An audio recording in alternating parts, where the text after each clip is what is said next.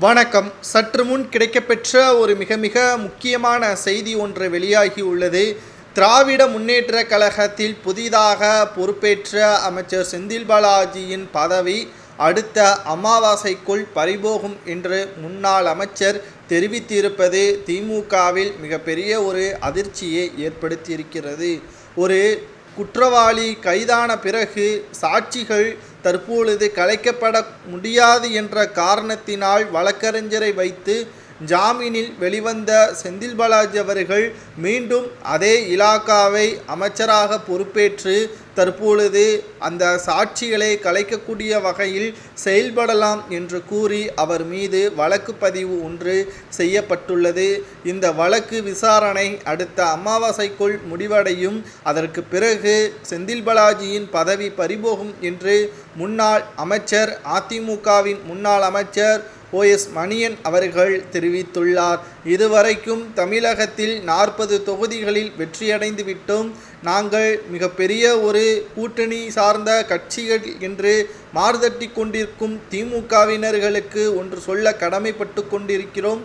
அதிமுகவை விட நீங்கள் சிறப்பாக ஆட்சியை நடத்துகிறீர்களா? துணை முதல்வர் அமெரிக்கா பயணம், ஊழல் செய்தவருக்கு அமைச்சர் பதவி என்ற வரிசையாக தவறுக்கு மேல் தவறாக ஸ்டாலின் அவர்கள் செய்து வருகிறார். மக்கள் பார்த்து கொண்டுதான் இருக்கிறார்கள்.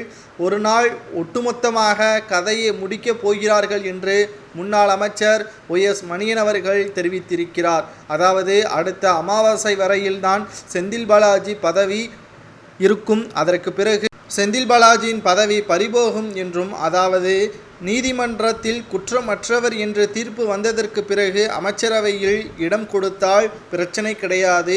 ஜாமீனில் வெளிவந்தவுடன் அமைச்சர் பதவியில் இடம் கொடுத்தால் எந்த விதத்தில் நியாயம் என்ற கேள்வியை தான் தற்பொழுது முன்வைத்திருக்கிறார்.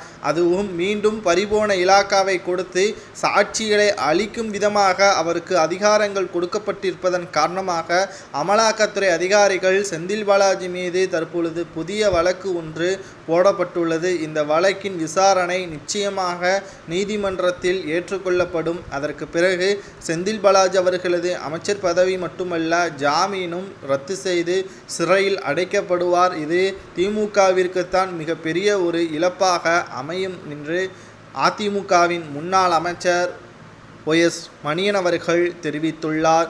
செந்தில் பாலாஜி அவர்கள் அடுத்த அமாவாசைக்குள் பதவி பறிபோகும் என்று அவர் கூறுவதை பற்றி உங்களது கருத்துக்களையும், திமுக சரியாகத்தான் செயல்படுகிறதா அல்லது ஊழல் ஆட்சி நடைபெறுகிறதா என்பதை கமெண்ட் வாயிலாக கூறுங்கள்.